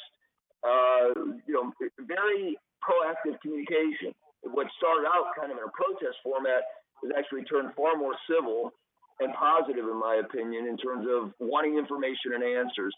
However, the board hasn't been included in this process at all, and that seems highly inappropriate to me. And so since most of it had come through recreation, I did have a discussion with Brian, who my understanding is he's talked with Jeff, and they are keeping me in the loop at this point on different communications that are going on. And where appropriate, the board will get involved and try to, keep our residents informed directly, as I guess I see our role is to be intermediaries for such things. But I have no problem with any resident talking to our staff directly if they feel that that's the appropriate way to do it, through the appropriate means, of course, whether email or whatever. But I just wanted our board to be aware of it because there's a lot of things that have gone on with that, and I wasn't aware of it, and I just think we should be aware of it. So probably a good time to ask Jeff if he wants to make any comments on that, just about, it seems to be in a good place now, but how we might move forward more in concert on that. Anything, Jeff? My only comment is, because sometimes when the emails came from the Village Voices, it was more like a demand letter rather than an information letter, and so I felt, and I didn't say anything at all, but that was how I felt about it. And I did talk to staff, and they said they were handling it, and they were actually, talking to some of those people, and I think that's really great. But John, I think it's great if CAC gets involved so that they can answer, some of those questions. The only issue that I have is when they start, demanding email lists, emails of all of the, whole village and things like that. I just think staff's better to handle that. Well, my only comment, Bunny, about it was I think staff has handled it well from everything I've seen and heard.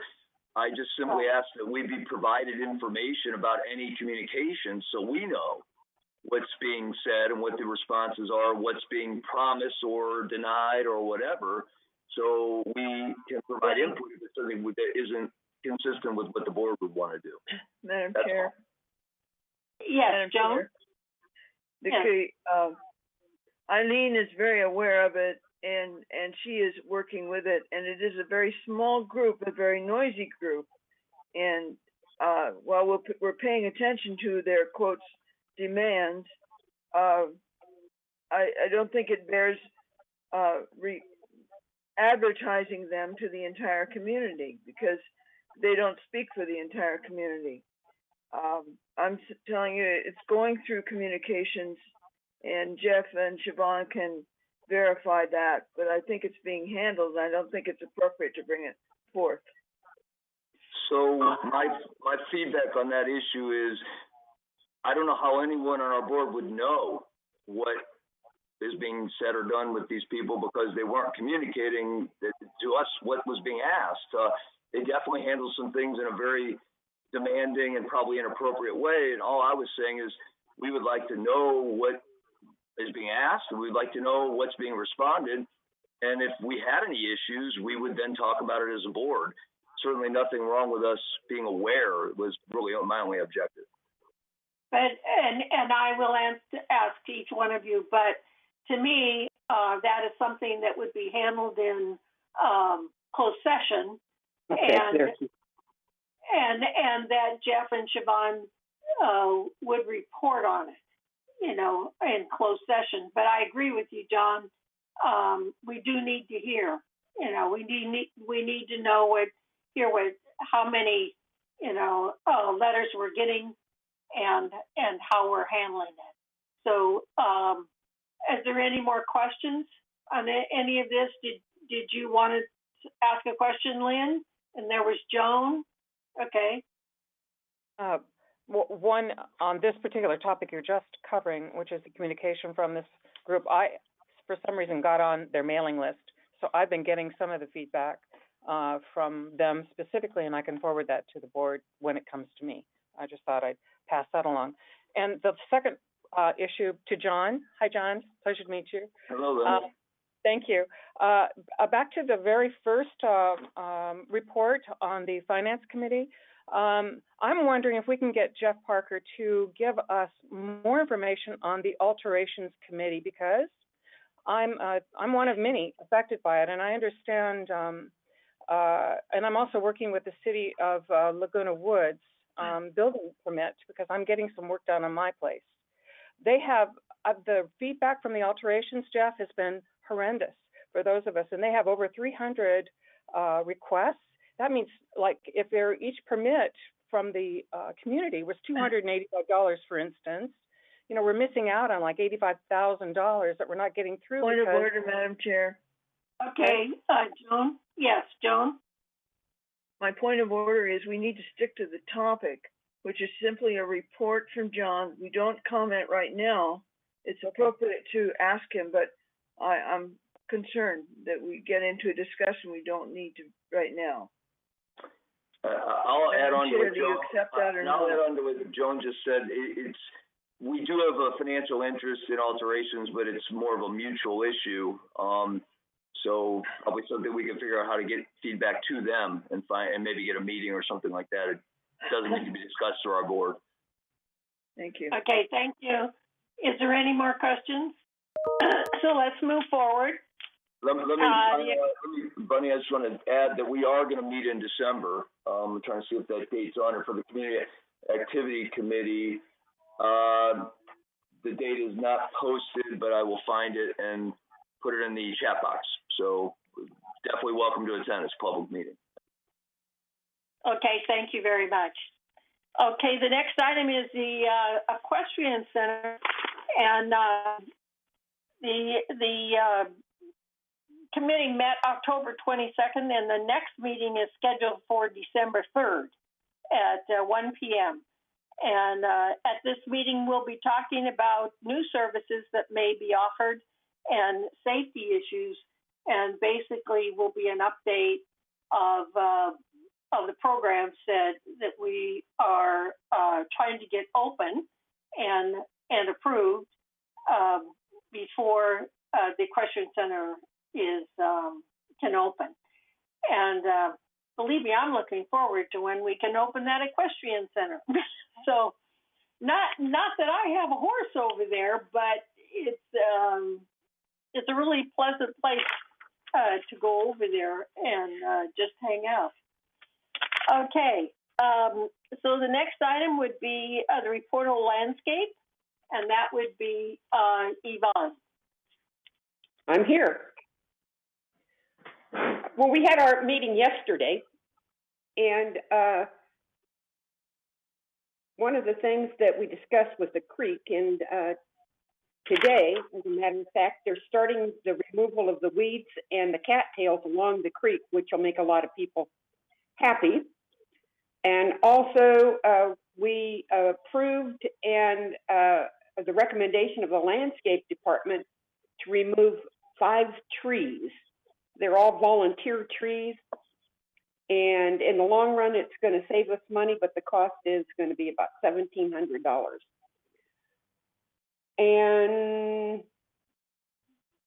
this will come before the board at our next meeting for approval from GRF to remove these trees and get the funding. Also, our next meeting is February 10th. And that's about all we talked about. Thank you. Okay. Thank you, Yvonne. The next report will be from Maintenance and Construction, Egon.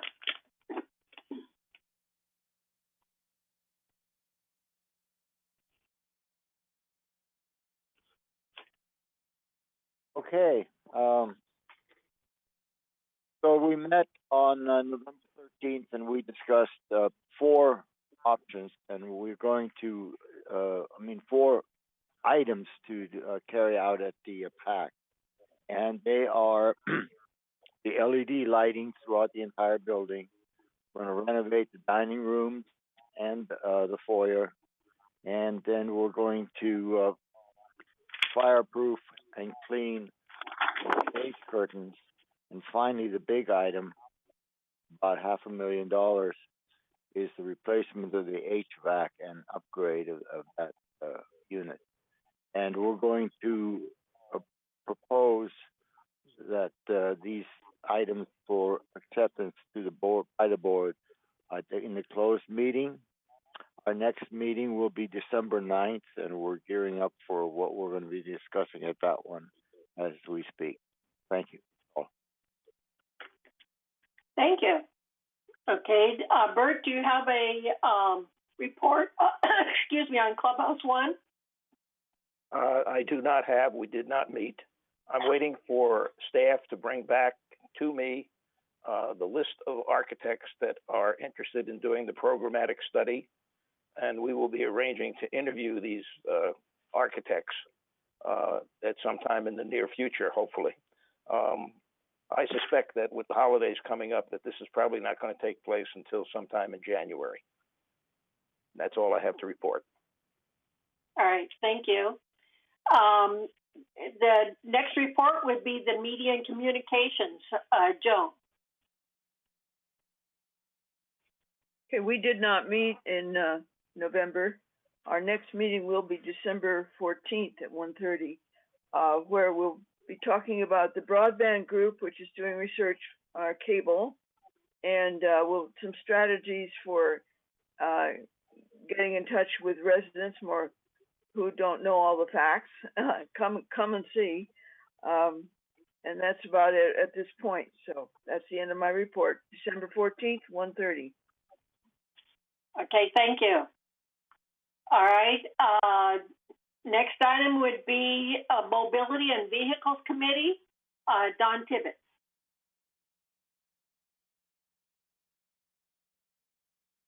He hasn't turned on. There we go. Oops. Turn it back on. There we go. Am I on now? Okay. Yes, you are. Oh, great. Speak up, though. Sorry. We had a meeting scheduled for tomorrow, but it's been canceled. Chris called me and said he's still having some problems with the internet connections and was hard to get on board. There are no major problems or concerns since our last meeting, and I would like to thank you for passing earlier today at our meeting the destination fee of $10. That's going to be a tremendous help. Our next meeting is scheduled for February 3rd at 1:30. Thank you. Thank you. The next item would be Security and Communications, and that's Don Tibbetts also. Okay, our meeting is scheduled for December 28th at 1:30. At this time, I have nothing to report. Okay, thank you. Traffic hearings. Director Horton. Our last meeting was October 21st, which wasn't much of a meeting because only one person showed up. And our next meeting is scheduled for December 16th. The November meeting was canceled. Hopefully this December meeting won't be.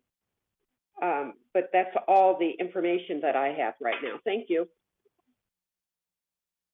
Thank you. Disaster preparedness, Director Maldo.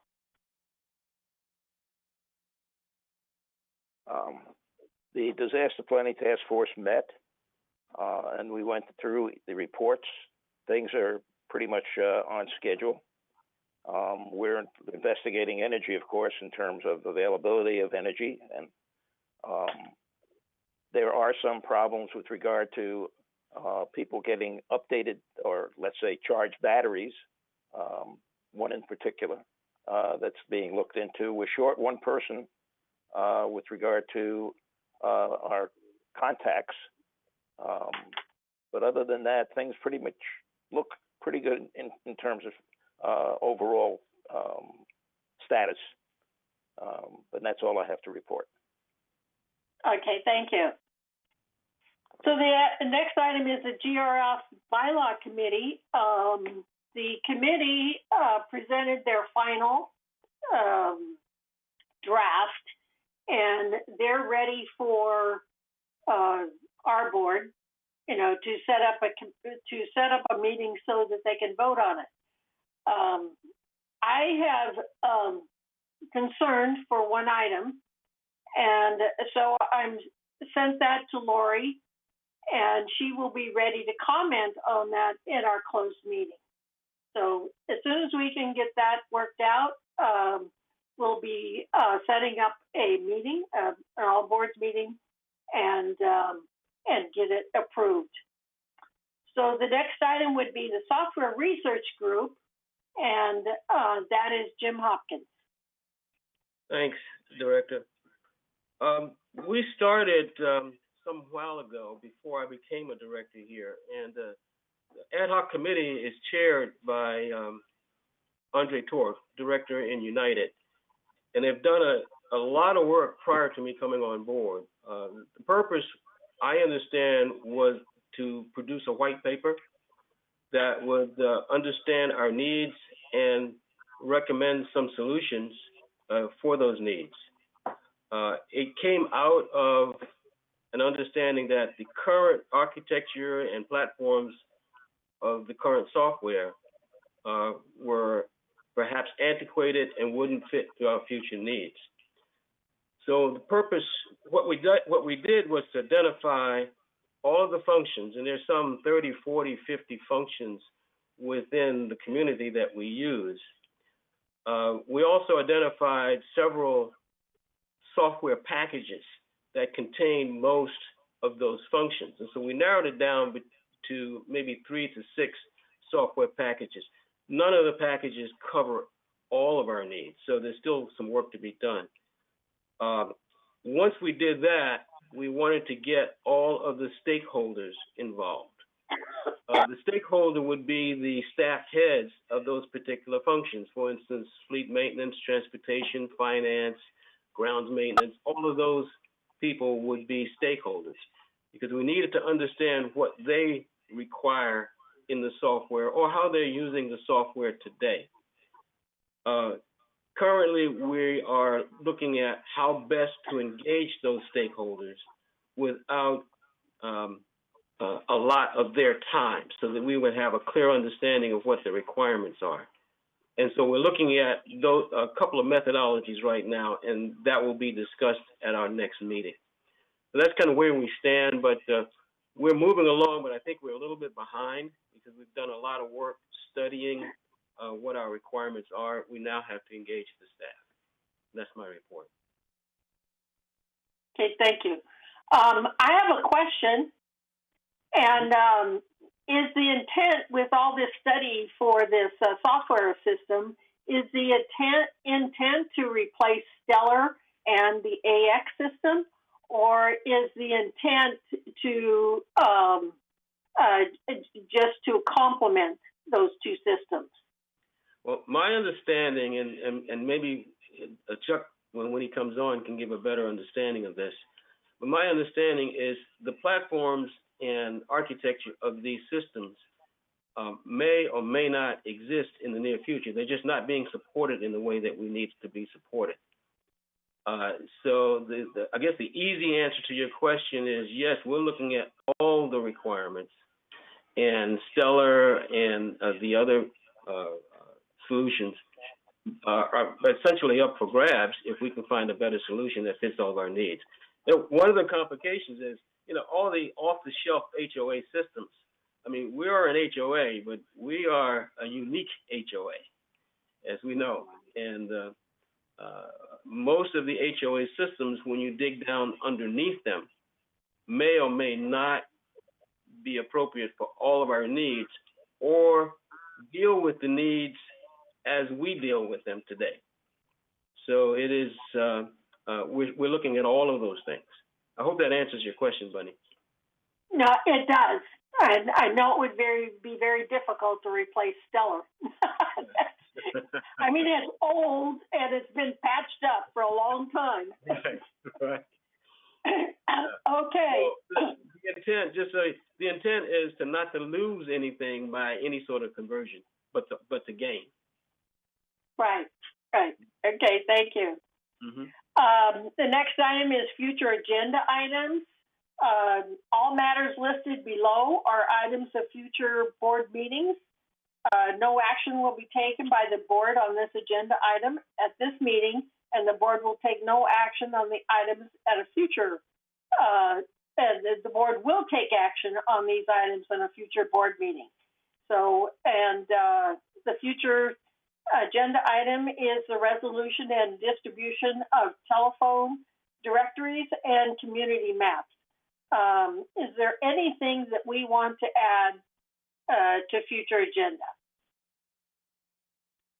Okay, so we'll go forward. At this point in time, director comments. You can all speak, or if whoever wants to speak, raise their hand and I'll recognize you. Okay, Yvonne. Oh, well, I want to thank Andre Kuhn for helping us out on the ad hoc committee on the Equestrian Center. He has left that post, but I do appreciate all of the pictures and videos that he took over there that we are using on Channel 6. That's all I wanted to say. Bye. Thank you. Is there anyone else that wants to make a comment? Okay, James. James? Oh, well, yes, actually, I forgot to mention that I wanted to ask the GRF board what you expect the VMS board to do to help you. You know, so far we've been working independently, but since I'm your representative, we like to know if you want to make a request, expect us to do something to help you. Please let us know. Thank you.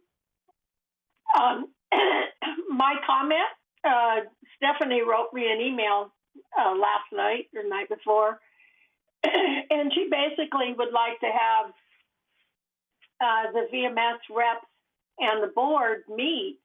So that's what I suggested. She wanted to meet with me, but I wanted to have it for the full board, maybe, you know, at our next agenda prep meeting and have a discussion time so that we could all get together and give suggestions to the VMS board members as to what kind of things we would like to hear from them, and basically give them a format. I think we could probably do better. Myself, I can do better as being able to communicate with them, and so that we work more as a team rather than separate. So I will bring it up in closed meeting to see if we could go ahead and set up some kind of meeting. Possibly, I'm hoping maybe at our next agenda prep meeting at the end, you know, that we could all talk about it. So, okay. Lynn?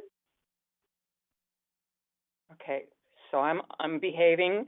Joan, correct me if I'm wrong, but can I, at this point, ask whether or not we could put on future agenda item a survey instrument that we would generate that would give us information and feedback on not only our communications within the community itself and what they need and what their opinion is of our current situation, but